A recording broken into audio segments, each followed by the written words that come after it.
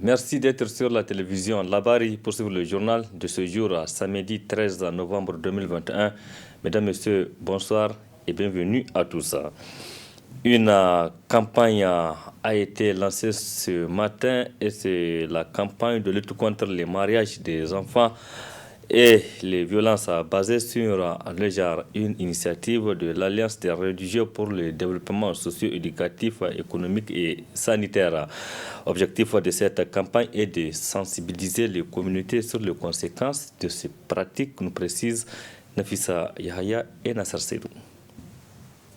C'est en prélude au sommet des jeunes filles africaines que va accueillir le Niger le 16 novembre prochain que l'Alliance des religieux pour le développement socio-éducatif, économique et sanitaire ADES organise cette activité.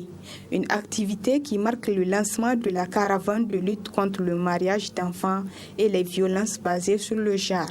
Le lancement, c'est un lancement d'une activité de caravane qui consistera à sensibiliser, à informer nos communautés dans la ville de Niamey, dans le quartier Kartagui, Lazare et Talagé, et dans la région de Maradi, dans la ville de Maradi et à Tibiri et Zander dans la commune 1, 2 et 3. Alors, ce qui va nous permettre de sensibiliser les gens par rapport au mariage d'enfants, au mariage forcé et aux violences basées sur le genre. Aussi, dans ce même cadre, nous avons eu à faire 2 études. La première étude, c'est sur les enfants de la rue et les enfants dans la rue. Et la seconde, c'est sur les causes, les conséquences et les voies de sortie de l'impasse par rapport au mariage d'enfants. Alors, tous ceci rassemblés seront sous la bannière de notre caravane, et ce qui fera en sorte que ADES amènera un plus dans la gestion de la lutte contre le mariage d'enfants et les violences basées sur le genre. Dans cette activité, l'Alliance des religieux pour le développement socio-éducatif, économique et sanitaire ADES peut compter sur le soutien de plusieurs structures, notamment l'ONG Berandi. Et si Berandi est là aujourd'hui, c'est grâce à l'ONG ARDES. Nous travaillons avec cette ONG depuis 2018. Et justement, l'une des thématiques sur lesquelles nous travaillons, c'est comment mettre fin au mariage des enfants au Niger. Vous êtes jeunes, nous sommes avec nos mamans, vous n'êtes pas sans savoir que le Niger détient le plus fort taux du mariage des enfants au monde. Nous sommes à 76%. Et comme vous le savez, ce sont les jeunes filles, ce sont les adolescentes, ce sont les petites filles qui paient le fort taux de mariage des enfants par des grossesses précoces, des grossesses non désirées, des mortalités lors de l'accouchement, des conséquences sur leur vie avec les fistules, vous le savez. Donc c'est tout à fait normal que l'ONG Berandi vienne soutenir le travail que ARDES fait aujourd'hui. Prenant la parole à cette occasion, la directrice régionale de la promotion de la femme et de la protection de l'enfant a salué cette initiative. Cette initiative, vraiment, ça vient en point nommé parce qu'ils veulent amener la population à un changement de comportement contre les violences basées sur le genre et les mariages des filles. Les jeunes filles, c'est bien outillés. Ils sont bien outillés. Déjà, ils sont bien outillés. Ils vont faire les activités comme on leur a demandé de le faire. Ils vont bien mener la sensibilisation parce qu'ils ont bien été formés. Donc, avec l'Alliance des religieux du Niger qui les ont bien encadrés. Pour rappel, cette activité rentre dans le cadre des activités du pré-sommet des jeunes filles africaines placées sous le thème culture, droits humains et redevabilité, accélérer l'élimination des pratiques néfastes. Et oui, Nafissa Yahya, ce sommet des jeunes filles africaines donc, va se tenir en prélude du sommet de l'Union panafricaine de la jeunesse qui va se tenir Ici, dont le congrès va se tenir ici à Niamey du 15 au 16 novembre prochain. En prélude donc à ces assises, le comité exécutif de l'Union panafricaine de la jeunesse UPJ s'est réuni cet après-midi pour faire le point des préparatifs des travaux du 4e congrès ordinaire de la dite organisation. C'était sous la présidence du secrétaire général du ministère nigérien de la jeunesse et des sports. À 48 heures du démarrage des travaux du 4e congrès de l'Union panafricaine de la jeunesse qui débuteront ce 15 novembre 2021 à Niamey, le comité exécutif de l'UPJ se concerte pour les derniers réglages. Nous pensons que la réunion, la dernière, c'est le secrétaire général du comité exécutif, va se passer dans les meilleures conditions et que les différentes résolutions vont être portées au Congrès et vont être entérinées, Inch'Allah, par l'ensemble de la jeunesse africaine. À l'occasion, le comité technique de réforme en charge de revoir les textes portant le fonctionnement de cette organisation panafricaine a remis son rapport de travail au terme d'un processus qui a duré environ 10 ans. C'est grâce au Niger que nous avons abouti à un processus. Lorsque je parle de processus, c'est revenir dans l'histoire. L'histoire voudrait qu'en 2012, nous avons lancé les réformes pour demander à ce qu'il puisse y avoir des réformes et que l'Union panafricaine de la jeunesse devienne une agence spécialisée. Nous n'avons pas abouti à cela. Cette recommandation a été également reprise en 2014. Nous n'avons pas réussi.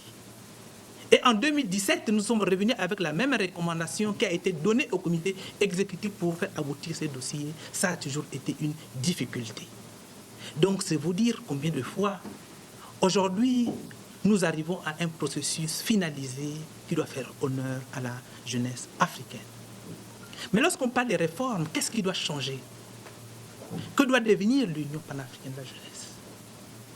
Quant au secrétaire général du ministère de la Jeunesse et des Sports, a lui rassuré la jeunesse africaine du soutien des autorités nigériennes au plus haut sommet pour réussir les travaux de ces assises de Niamey. Au nom du ministre de la Jeunesse et des Sports empêché, je tiens à vous apporter tout le soutien des plus hautes autorités de notre pays qui, je vous l'avoue, ne ménagent aucun effort pour appuyer la jeunesse nigérienne. Et quand il s'agit de problèmes de la jeunesse, les autorités actuelles de notre pays sont en avant. Vous pouvez être témoin de l'organisation des assises. Vous avez écrit un projet de réforme institutionnelle et organisationnelle de l'Union panafricaine de la jeunesse.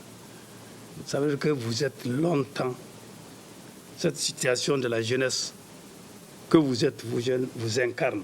C'est une préoccupation pour vous. Vous êtes assis, vous êtes regardé, vous êtes apporté une réforme. Mais je tiens à vous féliciter au nom du ministre de la Jeunesse et des Sports. Les objectifs de réforme envisagés par l'Union panafricaine de la jeunesse sont entre autres redynamiser les structures des jeunes au niveau régional, avoir plus de visibilité aux conseils nationaux.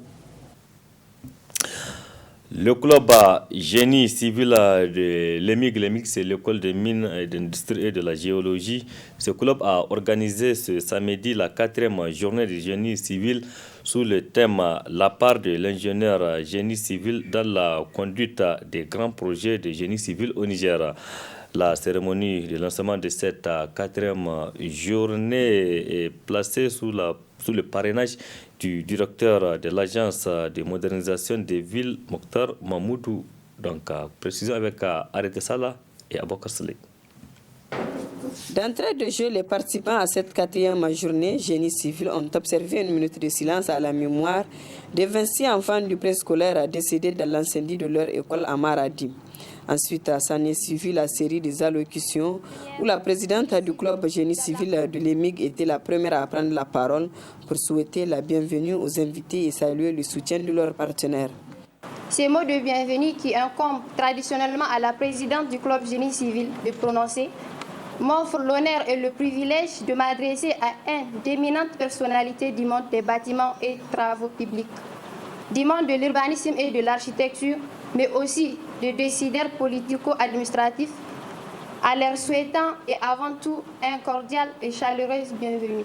Il nous est loisible de constater que dans cette tâche, bien de fois ingrate de préparation de cette 4e édition du Club Génie Civil de l'EMIG, les soutiens ne nous ont pas fait défaut. Cette journée génie civil qui est à sa 4e édition démontre selon le président d'honneur Issoufou Tamboura la grandeur et l'importance des journées de clubs qui sont aussi des cours. C'est pourquoi il demande davantage aux responsables de l'EMIG et aux partenaires de soutenir les clubs. Je souhaite que les partenaires qui participent aux activités soient plus nombreux et plus actifs. Je veux dire que plus présents, parce qu'il y a des stands, il y a des activités, il y a des conférences. Tout ça, c'est ouvert à tous les acteurs. Occasion pour le représentant du directeur général de l'EMIG de rappeler les prouesses du club génie civil dans plusieurs concours dont il n'a pas manqué de saluer. Le club génie civil de l'EMIG s'est toujours démarqué à travers l'organisation de plusieurs activités. Avoir leur abnégation dans le travail et la détermination qui les anime dans l'atteinte de ces nobles objectifs, on ne peut que les en féliciter. Je ne saurais poursuivre mon allocution sans illustrer mes dires à travers les 2 projets avec lesquels le club a représenté vaillamment les couleurs du Niger. Le parrain de cette 4e journée génie civil a lancé les activités de cette journée en soulignant la place du génie civil dans le développement d'un pays. Quand on parle de modernisation des villes, il ne s'agit pas seulement de construire des grands édifices, mais il s'agit aussi d'innover, il s'agit aussi d'anticiper, il s'agit de créer des villes soutenables, des villes durables, des villes résilientes.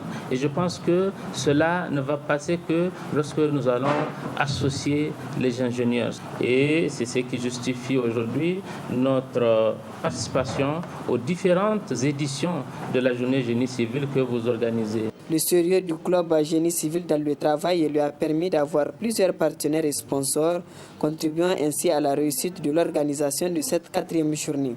En reconnaissance, le club génie civil de l'EMIG à son tour a décerné des témoignages de satisfaction au parrain de l'événement Mokhtar Mahmoudou, au président d'honneur Issoufou Tamboura et à tous les partenaires et sponsors. L'agence pour le Hajj et la Oumra en Bali Voyage poursuit ses éditions mensuelles de la Oumra en terre sainte de l'islam.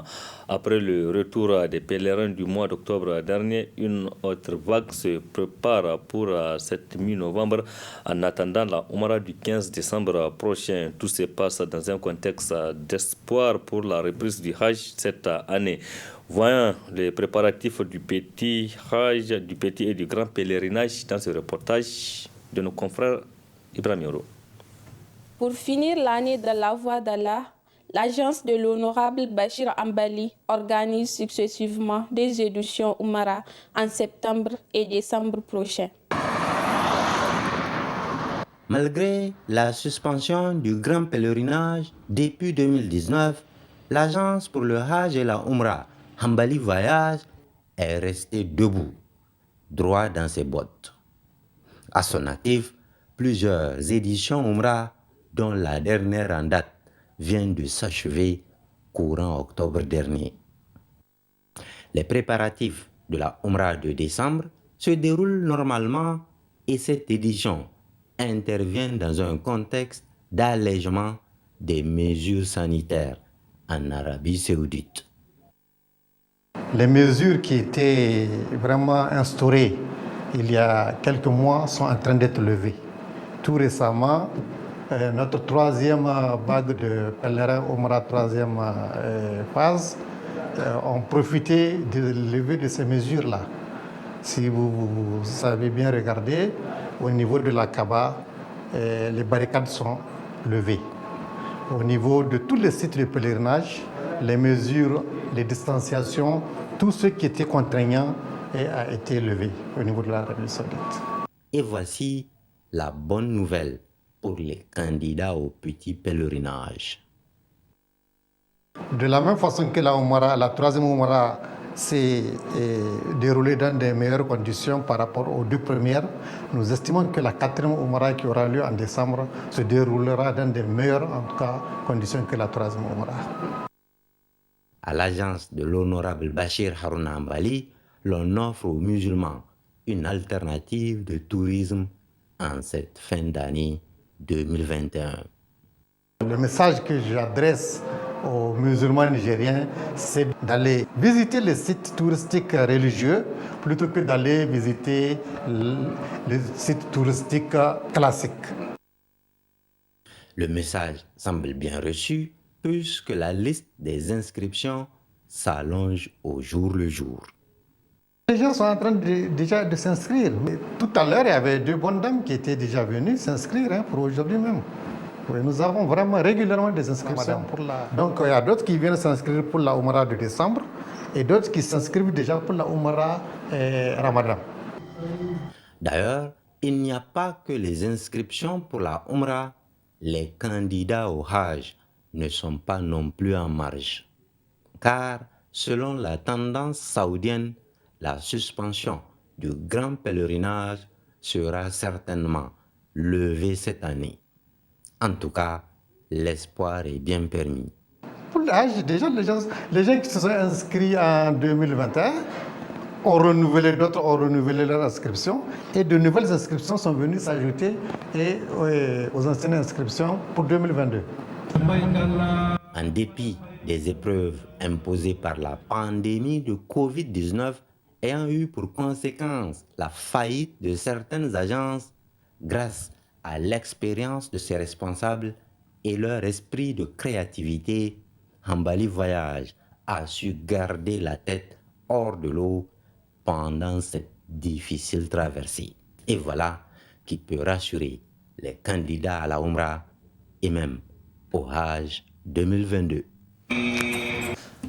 Direction région d'Agadez, du 30 octobre au 1er novembre dernier, le groupement nomade de Foudouk, situé dans le département d'Ingal, en région d'Agadez, a abrité le festival Guérouel de Peul Wadabé, une rencontre qui vise à promouvoir la culture dans la paix et la cohésion sociale. Le résumé avec Adam Soumana et Abokar Solé. Découvrir les richesses culturelles et artisanales de l'Iraser à travers le Worso Guérouel de Peul Wadabé de Foudouk, tel est entre autres objectifs visés par les organisateurs de la présente rencontre. Une rencontre riche en couleurs dans la pure tradition Wadabé autour des valeurs telles l'inclusion sociale et développement durable des terroirs pour la paix et l'unité nationale. Une initiative qui a acquis non seulement l'adhésion de l'ensemble des populations de cette contrée du pays, mais aussi et surtout des chefs des différentes communautés à la satisfaction des officiels présents pour la circonstance. Comme nous pouvons nous en apercevoir, le Worso Guérouel est un événement qui prône de nombreuses valeurs qui cadrent parfaitement avec le programme de Renaissance Acte 3 du président de la République, chef de l'État, et de la déclaration de politique générale du Premier ministre, chef de gouvernement. C'est pourquoi le gouvernement accorde un intérêt particulier à cet événement qui est un facteur de croissance inclusive et de promotion de la paix et de préservation de la sécurité, et c'est d'autant plus que l'initiative provient des communautés locales. Pour mon département ministériel, la fête de Foudouk est une réelle opportunité de valorisation de notre patrimoine culturel, de l'artisanat, mais également de promotion du secteur du tourisme.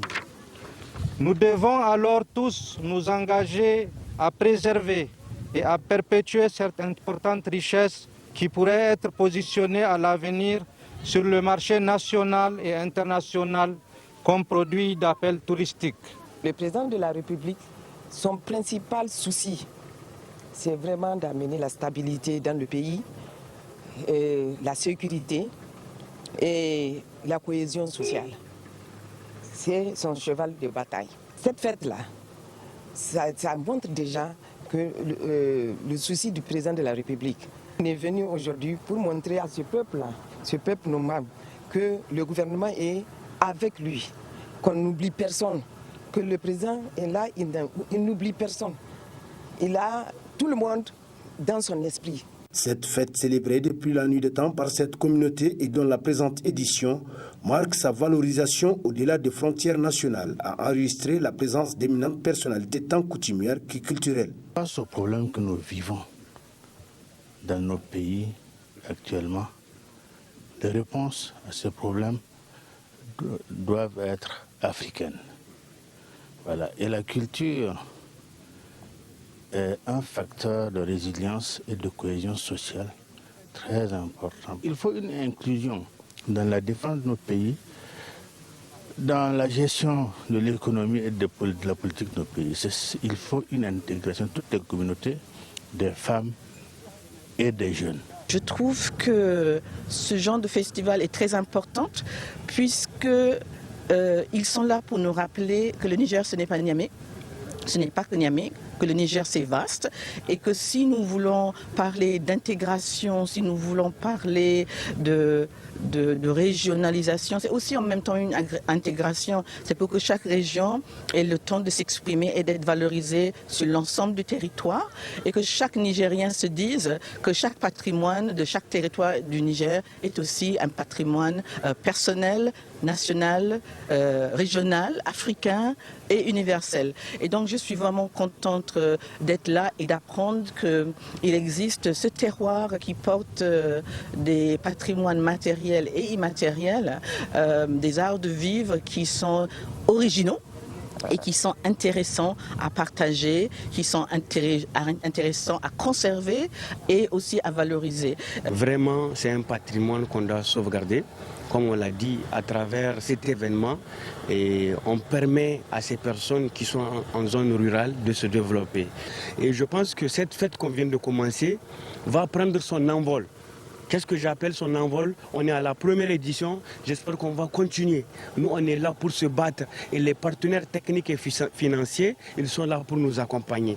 Et je pense que ça va beaucoup contribuer à la cohésion sociale au Niger parce que tout le monde se sent inclus dans la chose, dans le développement culturel. Fort du succès enregistré par ce rendez-vous culturel et artisanal de Foudouk, au niveau régional, les élus entendent le valoriser davantage. Nous, en tant que collectivité locale, c'est-à-dire particulièrement le conseil régional, avec pour mission la promotion du développement économique, social et culturel, on ne va pas arrêter cette occasion pour regrouper vraiment l'ensemble des parties prenantes pour pérenniser cet événement et parfaire l'organisation pour les prochaines éditions. Ce festival Worso Gerwel de Foudouk, marqué par des concours de beauté pour les deux sexes, un concours de décoration des maisons Pelwadabi et une course de chameaux, a été une manne financière pour cette communauté au vu des prix attribués aux différents lauréats et très instructif pour les participants venus d'ailleurs. Vivement la prochaine édition du dit festival. Merci Adam Ousmane. Point final de cette édition. Merci aussi à vous de l'avoir suivi. Restez en compagnie du programme de la télévision Labari. Excellente nuit à toutes et à tous et bon début de week-end.